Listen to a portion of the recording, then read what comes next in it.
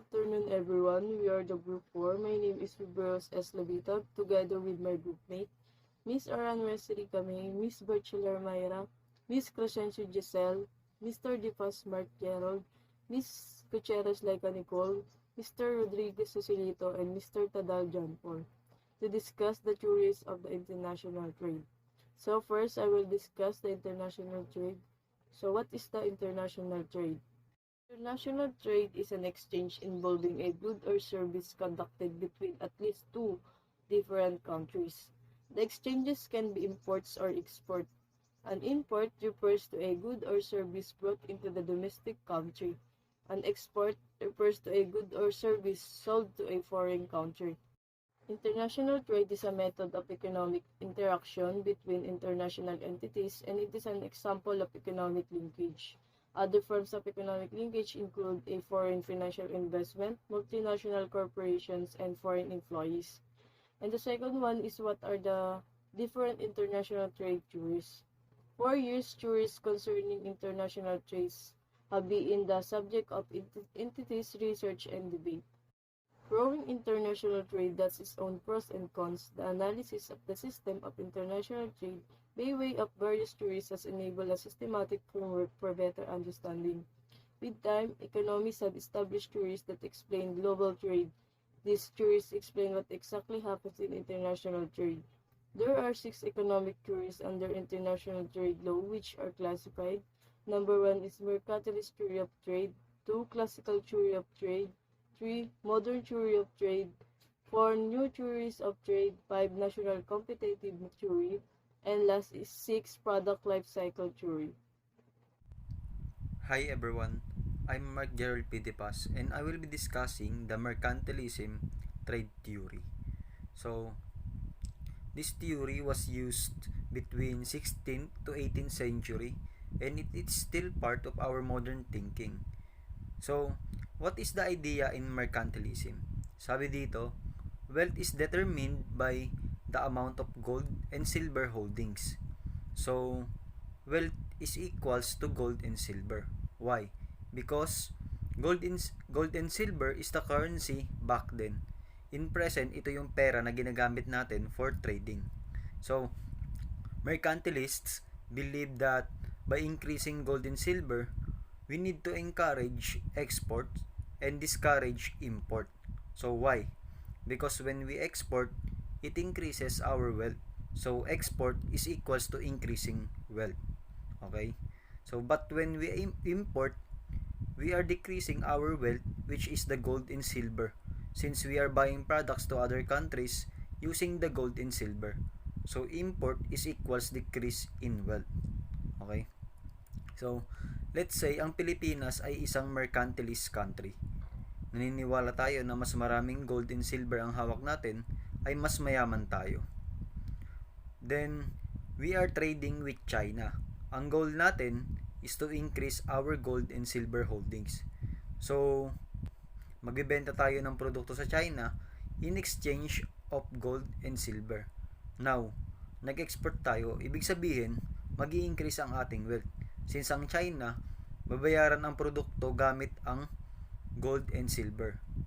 Sa umpisa is mukhang maganda nga naman itong mercantilism. Kasi nga tinutulungan tayong yumaman sa pamamagitan ng exportation. But in the long run, dadating tayo sa point na sobra-sobra na ang ating gold and silver. And in terms of economics, mas maraming pera ang isang bansa, mas tumataas ang inflation. Lalo na kung hindi sumasabay ang pagtaas ng economic growth. So, kapag may inflation, tataas ang presyo ng mga produkto at serbisyo. Tataas ang production cost at mapipilitan tayong magtaas ng presyo sa mga produktong ine-export natin. At dahil yan sa pagdami ng ating gold and silver holdings. Habang sa China naman, ang mangyayari ay kabaliktaran. Dahil una, ang ine-export nila ay gold and silver o yung pera, meaning bumababa ang hawak nilang pera. So ibig sabihin, mas mababang pera ang hawak ng isang bansa, magkakaroon ng deflation. Bababa din ang presyo ng mga bilihin, pati na rin ang production cost. At dahil nga mas nagmahal na ang produkto dito sa atin, syempre, hindi magugustuhan ng China na bilhin pa ang produkto natin. Dahil nga bukod sa wala silang pera, nagmahal pa ang presyo ng in-export nating mga produkto. At ang susunod naman na mangyayari ay babaliktad ang sitwasyon ng Pilipinas at China. Tayo naman dito sa Pilipinas ang bibili ng produkto ng China dahil nga mas naging mura ito dahil sa deflation. Tayo naman ang mag-i-import ng products at ang China naman ang mag-i-import ng gold and silver. Hanggang sa paulit-ulit ang ganitong trade cycle. So, that's it for mercantilism trade theory. So, doon naman tayo sa Heschel-Ohlin theory o yung factor proportions theory. The theories of Smith and Ricardo didn't help the countries determine ano yung mga products would magbibigay ng advantage sa bansa. Both theories assume that yung free and open market maglilid sa mga bansa at sa producers to determine which good they could produce more efficiently. Noong early 1900s, dalawang Swedish economists si Elie Heckscher and Bertil Ohlin, finocus nila attention nila on how a country could gain comparative advantage by producing products na nag-utilize yung factors that yun yung madami or yung abundance sa country. Their theory is based on a country's production factors, yun yung land, labor, capital, na nag-provide ng funds for investment sa plants and equipments. Sila nag-determine that the cost of any factor or resource was a function of supply and demand. Factors that there were in great supply, relative to demand would be cheaper. Kapag, di ba, mataas yung supply, yung relation niya sa demand, mas mura. Factors in great demand relative to supply would be more expensive naman. Theory nila, also called the factor proportions theory, stated that countries would produce and export goods that require resources or factors that were in great supply. Therefore, mas modern production factors in contrast to sa mga bansa na would import goods that require resources that short supply pero mataas yung demand. For example, yung India and China, they're home to cheap, large pools of labor. So, sa bansa na to, naging optimal siya for labor-intensive industries like textile and garment. So, yung next naman is the Leontief paradox. Noong early 1950s, yung Russian-born American economist Vasily W. Leontief, inaral niya yung US economy closely and ninote niya na United States was abundant in capital and therefore should export more capital-intensive goods. However, yung research niya was using actual data show that opposite kabaliktaran. The United States was importing more capital-intensive goods.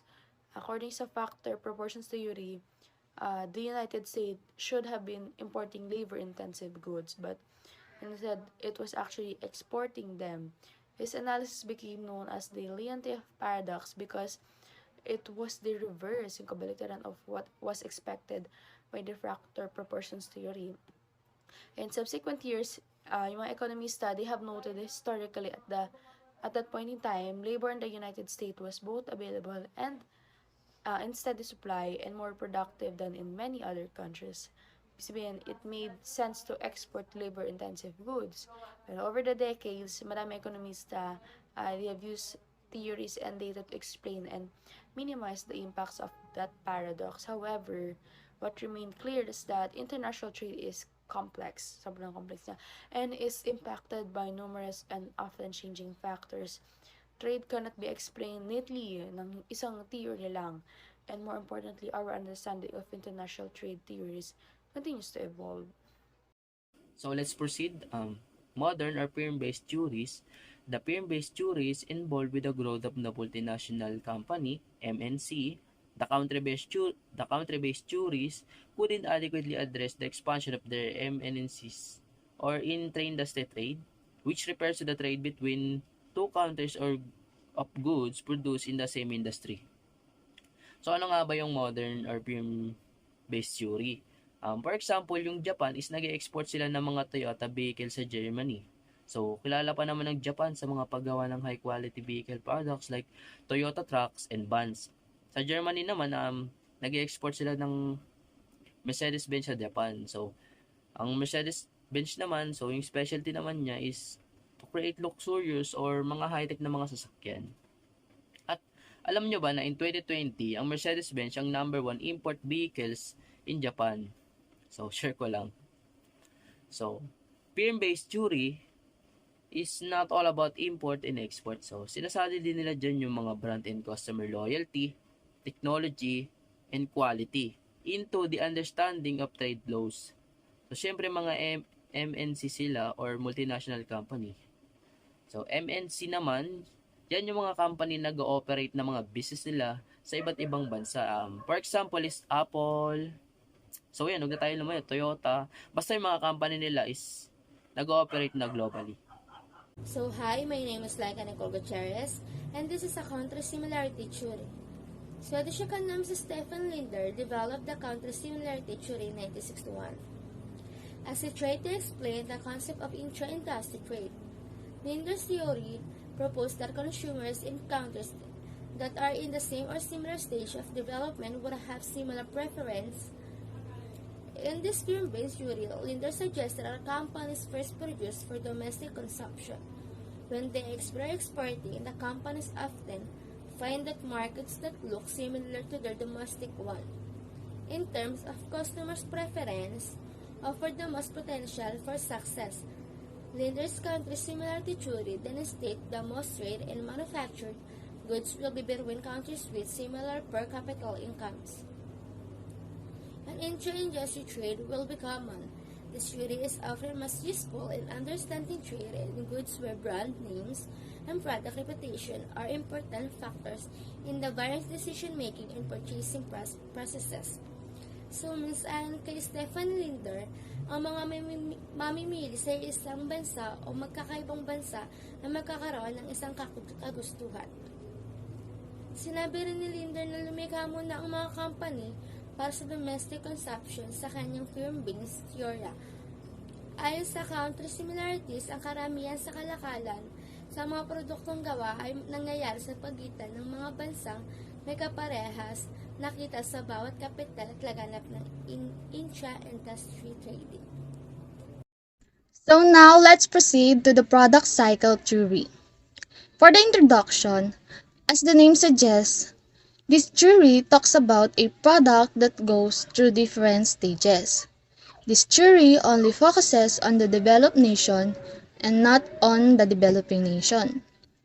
According to this theory, when a product is in its early life cycle stage, all the raw material and the labor used in making and producing that product is belong to the place where the product has been invented or produced.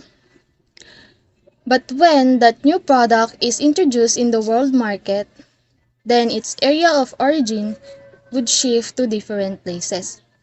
It means kapag yung isang product ay nasa early stage pa lang siya, hindi pa siya kilala worldwide, is yung mga material na gagamitin sa kanya is manggagaling lang din mismo sa bansa na kung saan siya ginawa. But when that new product is introduced or napakilala in the world market, so then its area of origin will shift to different places. When its origin shifts to different countries, there can also be cases where the country that had invented that product is now importing it from another country. The most common example of this is PC or personal computer.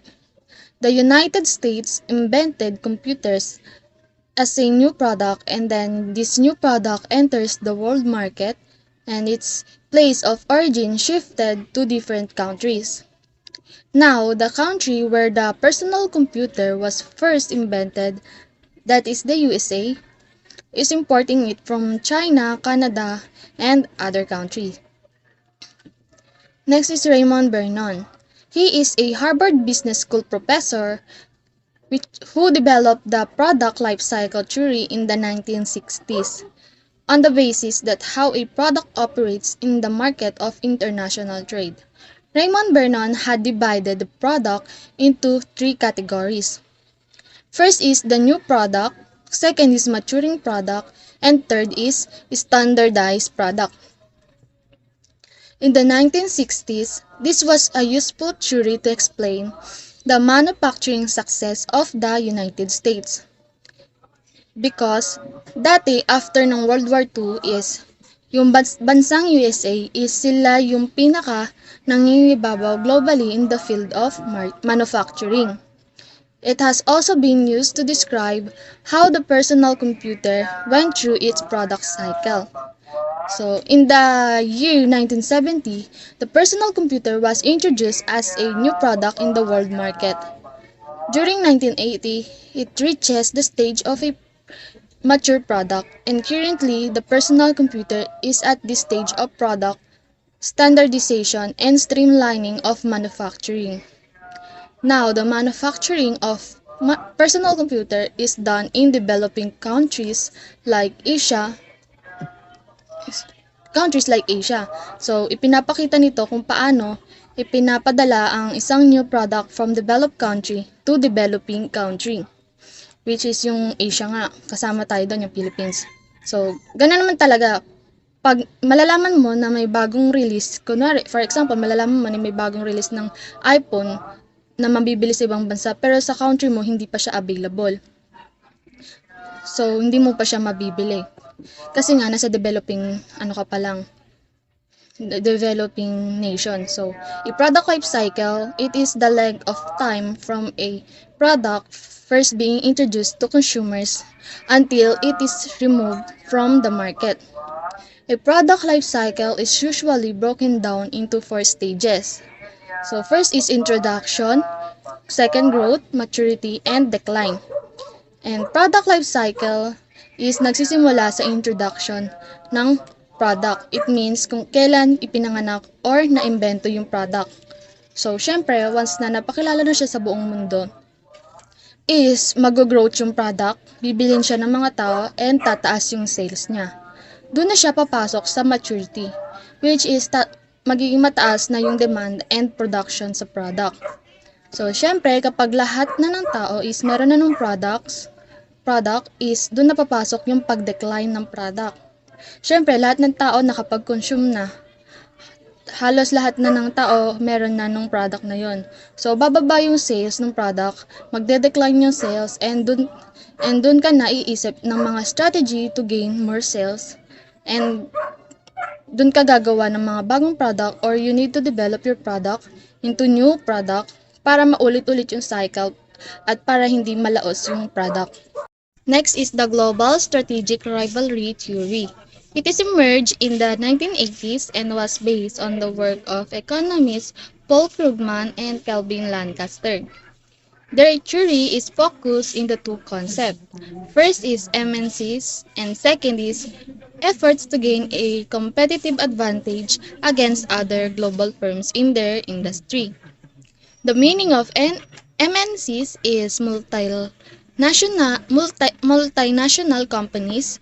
So, ito yung mga companies na registered and operate in more than one countries at a time. Meaning, it operates not only in your home country but also in the other countries.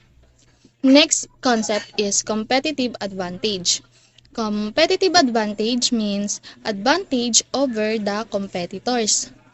Competitive advantage is what makes entity better than its competitors. The barriers to entry that corporations may seek to optimize include: first is research and development. It is the procedure of gaining competitive advantage by investing huge amount of research and development systems. Investing in research and development is the one of the best way to exploit the competitive advantage. So, kailangan mo mag-invest sa research at development ng iyong property upang malamangan mo yung iyong competitors. Next is the ownership of intellectual property rights. So, these are legal rights given to a person over the creation of their mind, and it includes copyrights, trademarks, patents, trade secrets, brand name, and other, etc. For examples are McDonald's, Apple's, and Microsoft. These amenities are conveyed for customers worldwide on the basis of their trademark and brand name. So, owning this intellectual property right is the one of the best way to gain competitive advantage over the competitors. Next is economies of scale. It occurs when a firm can produce or deliver a product or services on a large scale with a fewer costs. So, economies of scale offer firms another opportunity to gain a sustainable competitive advantage in an international market. So, last is unique business processes or methods as well as extensive experience in the industry and the control of resources or favorable access to raw materials. So next is Porter's National Competitive Advantage Theory. So Porter's theory stated that a nation competitiveness in the industry depends on the capacity of the industry to innovate and upgrade.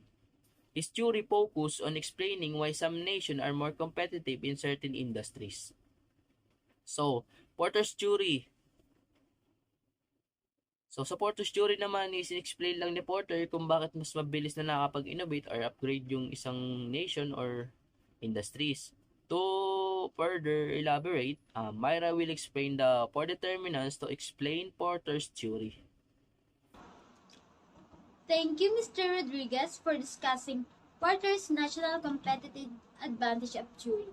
Now, let's proceed to the four determinants. By the way, I'm Myra Bachiller. They have four determinants. First is local firm characteristic. Second, local market demand. Third is local supplier and complementary industries. Fourth is local market resources and capabilities. Local firm characteristics, these are the condition and factor based on Porter's and he recognized the value of the factor proportion theory, where consider the natural resources of country of example, advanced high-end skilled labor as the main products to determine what country will import, export, or export. He also added that education, technology, and infrastructure should be increased to make the products of country more beautiful in quality. He also realized that advanced products have to give a good economy to a country and a country can be kept competitive especially in terms of economics. Second is local market demand. Second condition of need in a local market. Porter believed that it's necessary to be advanced and initiative in technologies, especially in the service of software to keep a domestic market stable and competitive. Third is local firms and complementary industries. Increase complementary industry to keep competitive large companies in the worldwide must also have a strong, well-supported, and compatible with the product of industries to provide proper inputs needed by industry. Fourth is local market resources and capabilities. Final result include firm and strategic industry structure and rivalry within an industry. Simply, strategies affect that competitiveness of company and are effective, which means that if your strategy and a good in the technologies of an industry are advanced, it will be given a good and competitive company. That's all. Thank you. Lesson afternoon to everyone. My name is Jan Patadal and I am here to introduce the some parts of international trades theory. There are two kinds of advantage. First, the absolute advantage. The absolute advantage is the ability of an individual, company, region, or country to produce a greater quantity of a good or service with the same quantity of inputs per unit of time. So, absolute advantage is the ability to produce an increasing number of goods and services and also better quantity than competitors. For example, Colombia has the climatic advantage of producing coffee, thus it can produce coffee at a lower cost than other countries. While the advantage, the countries have no specialized in an activity even if they don't have absolute advantage, so has to get benefits from the international trade. Um, Comparative advantage is the signified the ability to manufacture goods and services and also relatively to the lower opportunity. For example, if a country is skilled at making both cheese and chocolate, they may determine how much labor goes into producing each good. If it takes 1 hour of labor to produce 10 units of cheese and one of the labor are to produce 20 units of a chocolate. Then this country has a comparatives advantage in making chocolates and cheese. That's all. Thank you.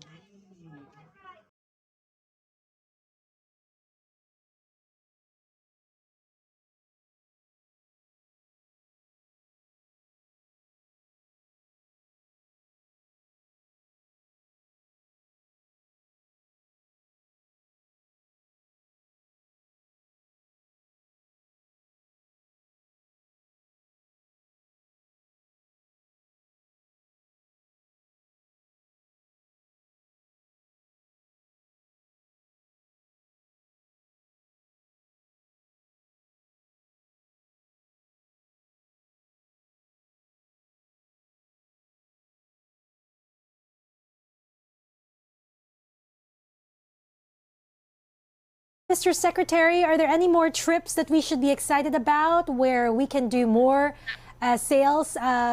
We can promote the Philippines further? After Japan, what's next?